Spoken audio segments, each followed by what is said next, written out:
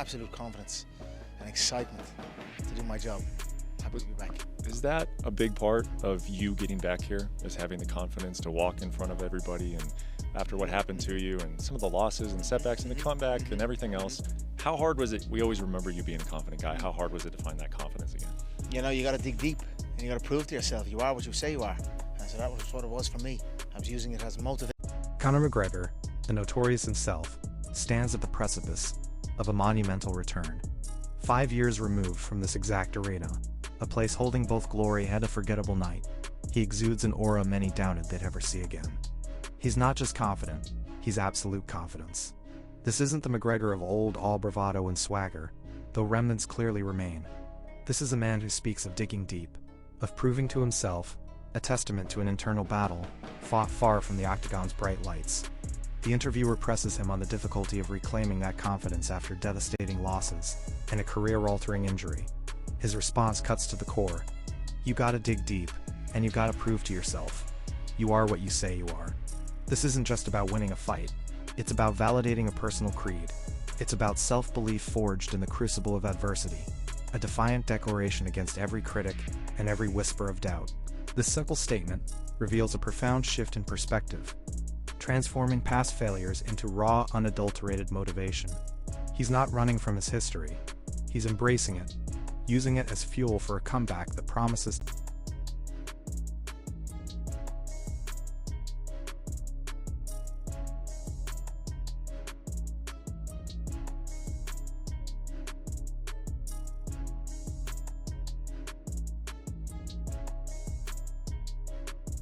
deep internal work to return from an injury like that and circumstances surrounding it, and I just use that as motivation. Lovely. I wish for it to be that way, because now I can show, and on Saturday night I'm going to show. Are you just blessed in finding that naturally? Because a lot of people, when they're down and they're far away from this position. McGregor articulates the profound effort behind his comeback. Deep internal work to return from an injury like that and circumstances surrounding it. And I just use that as motivation. Lovely. I wish for it to be that way because now I can show. And on Saturday night, I'm gonna show.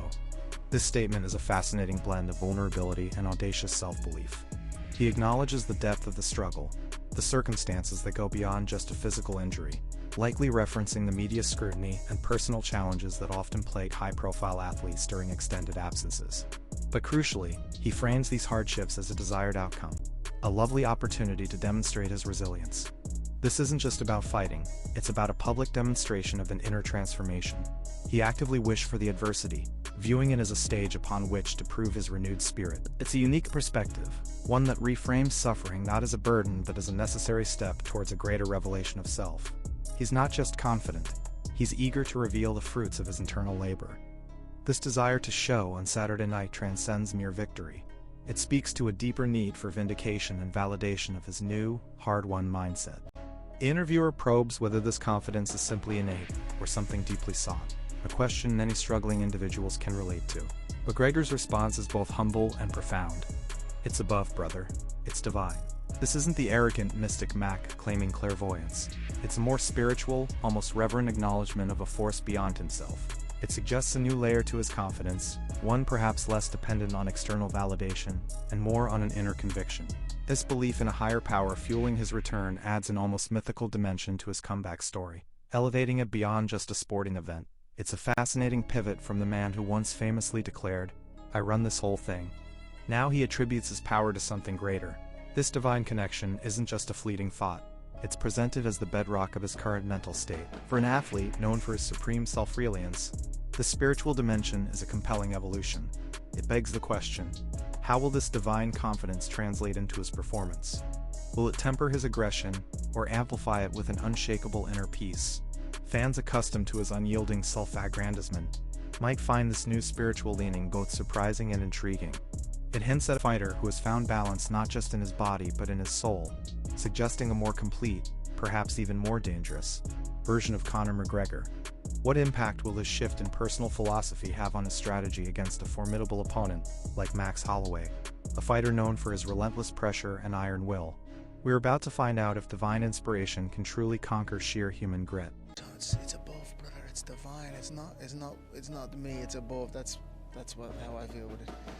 I could question my own self with that also, but I have it. I'm confident, and I'm going to showcase it Saturday night. What about even just walking through the hallways, man? I mean, you fought Floyd Mayweather here. You fought Nate Diaz in an absolute classic. I mean, what is it like walking back in this building and being on? Man, I love this arena. McGregor continues to elaborate on his divine confidence, stating, It's above, brother. It's divine. It's not me. It's above. That's how I feel with it.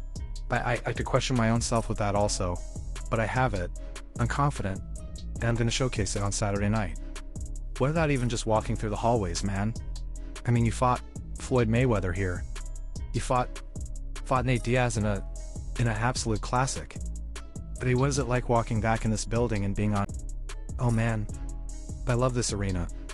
Here, he reiterates the source of his confidence, almost as if convincing himself, then quickly pivots to the visceral thrill of being back. The mention of legendary fights against Floyd Mayweather and Nate Diaz in the same building grounds his spiritual declaration and the tangible reality of his fighting career. His immediate, almost childlike exclamation, "Oh man, I love this arena," is a powerful reminder of his innate passion for the fight game. It's not just the divine confidence, it's the sheer love for the spectacle, the energy, the history of it all that pulls him back. This juxtaposition reveals a multifaceted McGregor, a spiritual seeker, a proud veteran, and at heart, an entertainer who craves the roar of the crowd. He's not just a fighter, he's a performer in love with his stage. This deep-seated affection for the arena and the fight week atmosphere is a vital component of his drive, suggesting that while his mindset may have evolved, his core passion remains fiercely intact.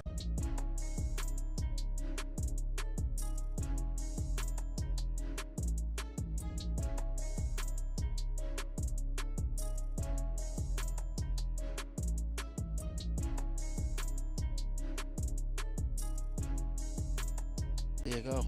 I could fight every week if it's a go. Before the injury, I had maybe 3 within the year. People don't recall that. And yeah, now there you go. I plan on getting busy here. Can we get back to that, or we'll leave in the business? McGregor expresses a fervent desire for activity, stating, "I could fight every week if it's a go. Before the injury, I had maybe 3 within the year. People don't recall that. And yeah, now there you go. We plan on getting busy here. Can we? Can we get back to that, or will we leave in the business? Will the fight business allow it when you almost get too big to fight that frequently?" This is a pivotal declaration, directly addressing the lingering question of his past inactivity. He highlights his pre-injury output, reminding critics that he was once a highly active champion.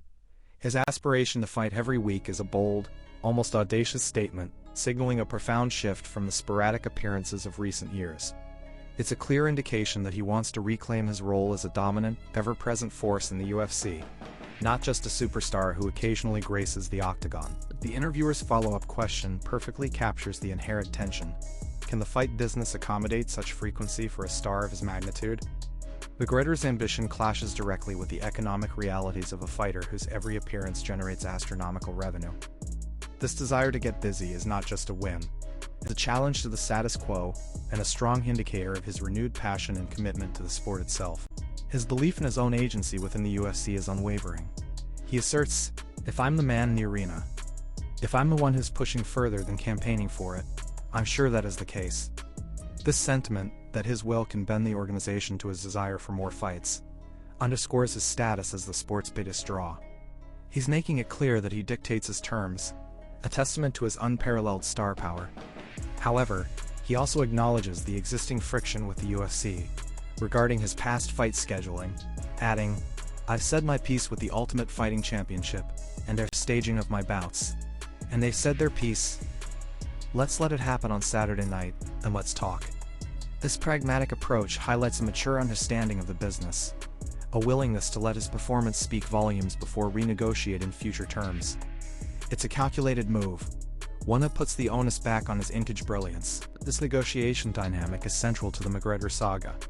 He's always understood his leverage, but now, with only 2 fights left on the contract, the stakes are even higher. His optimism, "I'm optimistic that will be the case," regarding continued activity, suggests a strategic long-term vision. He's not just thinking about UFC 329. He's planning a sustained return, signaling that this isn't a farewell tour but a new chapter. But what happens if the talks post-fight don't go his way? Will this newfound passion for activity be stifled by corporate machinations? The tension between his personal ambition and the realities of a global fight promotion adds another layer of intrigue to his comeback. His ability to navigate these complex waters will be as crucial as his performance in the octagon. What future path will emerge from these high-stakes negotiations, and how will it impact the Notorious legacy? I'm the one who's pushing for it and campaigning for it. I'm sure that is the case. Now, I've said my piece with the Ultimate Fighting Championship and their staging of my bouts, and they've said their piece, and you know, it's kind of fallen on, let's let it happen on Saturday night and let's talk. And I'm fine with that. I'm absolutely fine with that. You know, as you know, 2 fights left on the contract. It's still as is. McGregor asserts his authority within the fight game. So if I'm the man in the arena, right? I'm the one that's making the walk. So if I'm the one who's pushing further than campaigning for it, I'm sure that is the case. Now I've said my piece with the Ultimate Fighting Championship and their staging of my bouts. And they said their piece, and you know, it's kind of fallen on. Let's let it happen on Saturday night and let's talk. And I'm fine with that. I'm absolutely fine with that. You know, as you know, 2 fights left on the contract. It's still as is. This clip showcases McGregor's confidence in his own power and influence within the UFC. He clearly believes his wishes for more frequent fights hold significant weight, because he is the man in the arena. The acknowledgement of past disagreements with the UFC about scheduling their staging of my bouts reveals a history of tension, but his current stance is one of pragmatic patience. Let's let it happen on Saturday night, and let's talk. This indicates a strategic approach, using his performance as leverage for future negotiations. The revelation of 2 fights left on the contract adds urgency and high stakes to his return, transforming this fight into a crucial audition for his desired future activity. He's not just fighting Max Holloway, he's fighting for control over his own destiny in the sport. The complexities of fight week, the media obligations, the weight cut, the mental warfare, are notoriously taxing. Yet, McGregor embraces it with a unique perspective, rejecting the notion of therapy. It's fight week. I won't be getting on a therapist's chair on fight week. I don't need to keep that fire and that venom. Literally, that is what it will be. It will be venomous inside the silicon. This declaration is pure McGregor. He doesn't seek calm or emotional balance in the lead up to a fight. He actively cultivates the raw, aggressive energy needed for combat. The imagery of venomous intent inside the octagon is a chilling reminder of his predatory nature, a core part of his fighting identity. It's a powerful rejection of external emotional management, asserting instead a self-mastery over his fight psyche. However, this isn't a one-dimensional return to pure aggression. He quickly shifts to a more reflective, aspirational tone, stating, "I'm an open book. What you see is what you get with me. I always try and speak my truth, and I try and encourage others and inspire others and motivate others." This pivot reveals the dual nature of his new mindset.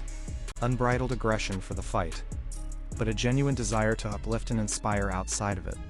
It's a sophisticated balance suggesting he can compartmentalize the venom for the octagon, while still embodying a more positive motivational figure for his vast audience. This open book philosophy, combined with his inspirational goals, creates a complex and compelling persona. But can he truly maintain this delicate equilibrium? Will the raw aggression needed to defeat Max Holloway overshadow his desire to inspire?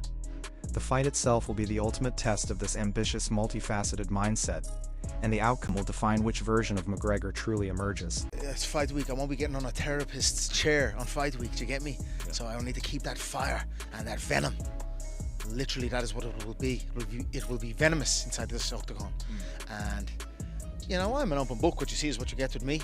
I always try and speak my truth, and, you know, at the best of me, I try and encourage others. McGregor articulates his unique approach to fight week's mental strain. It's 5 week. I won't be getting on a therapist's chair on 5 week to get me. Yeah. So I don't need to keep that fire and that venom. Literally, that is what it will be. It will be venomous inside the silicon. And you know, I'm an open book. What you see is what you get with me. I always try and speak my truth, and you know, at the best of me, I try and encourage others. This segment powerfully captures the duality of McGregor's renewed mindset. He emphatically rejects the idea of therapeutic intervention during fight week, choosing instead to lean into the raw, aggressive energy required for combat. The word venomous is potent. signaling a fierce, unyielding intention inside the octagon. Yet, almost immediately, he transitions to a desire to encourage others and inspire others. This showcases a sophisticated understanding of his public persona. He can be a relentless warrior in the cage, but also a motivational figure outside of it. He sees himself as an open book, committed to speaking his truth and using his platform for positive influence. This complex blend of aggression and aspiration paints a picture of a fighter who has found a way to harness both his destructive and constructive impulses. Despite the talk of venom, McGregor quickly reassures the interviewer that joy is also a component of his return. He affirms, "I am joyous, so excited in this entire situation right now. I thank God for it every day." This isn't just pre-fight bluster. It feels like genuine gratitude, a deeper appreciation for the opportunity to compete at the highest level again. This joyous excitement, combined with a spiritual acknowledgement, paints a picture of a fighter truly savoring every moment of his comeback. It's a far cry from the burdened or overtly angry McGregor some have witnessed in past fights. This genuine sense of happiness could be a potent, even dangerous, weapon. A happy fighter is often a confident fighter, and a confident McGregor is usually a dominant one. However, this joy doesn't diminish his competitive fire. When asked if he still has anything to prove, his answer is immediate and emphatic. "Prove my level. I have many things that I've taken in this camp that have been fueled by fire." This response cuts through any notion of a mere celebratory return. He's here to re-establish his standing, to silence the doubters who questioned his place among the all-time greats. The fueled by fire imagery suggests a camp driven by intense motivation, perhaps even a sense of injustice. What exactly is this fire burning within him? Is it the sting of past defeats, the whispers about his legacy, or something more profound? This internal blaze, combined with his joyous gratitude, creates a fascinating paradox. He's both at peace and fiercely driven, a lethal combination that could redefine his performance against Holloway. What specific slights or challenges has he channeled into this potent fuel, and how will they be unleashed on Saturday night? I am joyous, so excited in this entire situation right now. I thank God for it every day. I know you say that you're here for the love of it and for the enjoyment of it. Is there anything to prove to yourself? Like, I'm sure earlier in your career, there were things to prove. Do you still feel like there's anything to prove? And what? What are those things? Prove my level. I have many things that I've taken in this camp that have been fueled to my fire. McGregor reveals a deep sense of contentment and ambition. "I am joyous, so excited in this entire situation right now. I thank God for it every day." I know you say that you're here for the love of it and for the enjoyment of it. Is there anything to prove to yourself? Like, I'm sure earlier in your career, there were things to prove. Do you still feel like there's anything to prove? And what? What are those things? Prove my level. I have many things that I've taken in this camp that have been fueled by fire. This clip highlights McGregor's profound gratitude and excitement for his return, attributing it to divine blessing. Yet he swiftly pivots from joy to the intense competitive drive that still burns within him. His primary motivation isn't external validation, but an internal need to prove my level. This isn't just about winning, it's about reasserting his elite skill set and demonstrating his rightful place at the top. The phrase "fueled by fire" suggests a deep well of motivation, possibly stemming from past setbacks, criticisms, or a personal challenge to exceed his own expectations. This combination of spiritual peace and burning ambition is a powerful psychological cocktail, signaling a dangerous and determined Conor McGregor. He's not just back for the love of it. He's back to make an undeniable statement about his enduring greatness. The specific fire fueling McGregor's camp becomes vividly clear as he addresses perceived slights regarding his featherweight legacy. The greatest featherweight of all time, or, this ranking system of the greatest featherweights that have beaten these men and hadn't been in the list. How have I beaten these men easily and handily and yet be kept from the list? This is a raw, impassioned plea for recognition. A frustration boiling over, he feels disrespected, overlooked in historical rankings despite his dominant run through the division. This perceived injustice is a powerful motivator, injected his comeback with a sense of personal vindication. It's not just about winning, it's about reclaiming his rightful place in the pantheon of MMA legends. This drive for legacy intersects perfectly with his choice of opponent, Max Holloway. McGregor praises Holloway as a future Hall of Famer with an impressive body of work, acknowledging the formidable challenge he represents. Now I get to go in and showcase my level against, and I'm excited for it. So it's perfect for me. This isn't just respect, it's strategic. By facing a universally acclaimed talent like Holloway, McGregor can unequivocally prove his level and silence the critics who dismiss his featherweight achievements. Holloway becomes the perfect foil, a high-stakes litmus test for his proclaimed greatness. The excitement is palpable, a hunger not just for victory, but for a statement win that will rewrite the narrative surrounding his place in history. Can he not only defeat a legend, but also, in doing so, force the MMA world to recognize his unparalleled featherweight reign? The octagon awaits, ready to witness the resurgence of a king or the final chapter of a fading legend. The greatest featherweight of all time, or this ranking system of the greatest featherweights, that I'd beaten these men and hadn't been in the list. How have I beaten these men easily and handily, and yet be kept from the list? All things. Who's the greatest featherweight?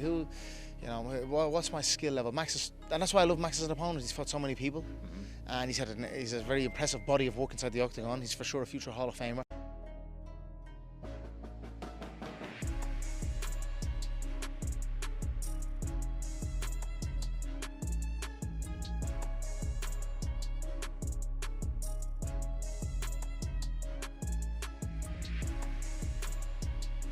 The interviewer rightly points out the elephant in the room regarding McGregor's legacy. One of the reasons I think that you aren't in this conversations is not because your performances lacked anything. It's just there was a lack of performances. There was an activity. McGregor concedes this point with characteristic self-awareness, acknowledging, yeah, that's a fair shout for sure, and I understand why. I understand the whys of it. This candid admission is refreshing, showing a fighter willing to confront uncomfortable truths. He understands the optics of his inactivity, particularly after reaching the pinnacle of the sport. It's not an excuse, it's an explanation, an acknowledgement of how his career choices impacted public perception. However, this understanding quickly gives way to a fierce defense of his intrinsic skill and greatness. But you cannot get caught in all of this. What is the skill? Who is the best? Who is the greatest?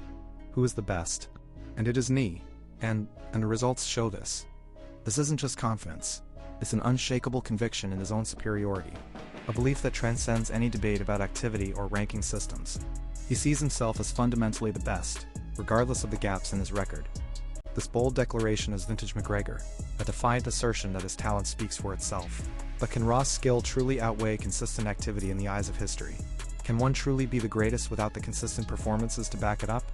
This internal debate, played out publicly, adds another layer of drama to his comeback.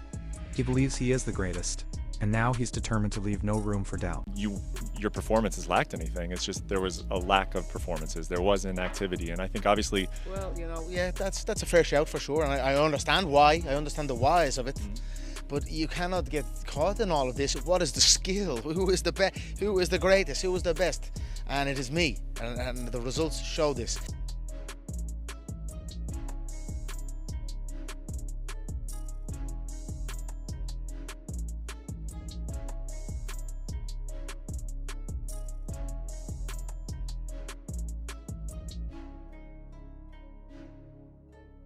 McGregor clarifies that his inactivity wasn't always a choice, but often a consequence of external circumstances, particularly fighter pulling out or, things of that nature that kind of led to it.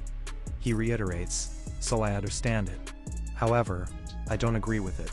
This distinction is crucial. He understands the perception of inactivity, but disputes the idea that it diminishes his inherent skill or historical standing. He believes his legacy is beyond question, regardless of scheduling quirks. Then comes the thunderous, signature McGregor declaration. "I am the greatest featherweight since Bruce Lee, and on Saturday night, I will show it." This isn't just a claim, it's a gauntlet thrown down, an iconic statement that ties his fighting philosophy to martial arts legend. It's a bold, almost provocative assertion that directly challenges anyone who would question his dominance in the featherweight division. The inclusion of Bruce Lee elevates his claim beyond mere sport, into the realm of cultural impact and martial artistry. This declaration is designed to shock, to reignite the debate, and to assert his unparalleled legacy. But the biggest question remains, can he truly show it on Saturday night? Can this new, spiritually attuned yet still venomous McGregor deliver a performance so undeniable that it silences all doubters and solidifies his place as the greatest featherweight since Bruce Lee?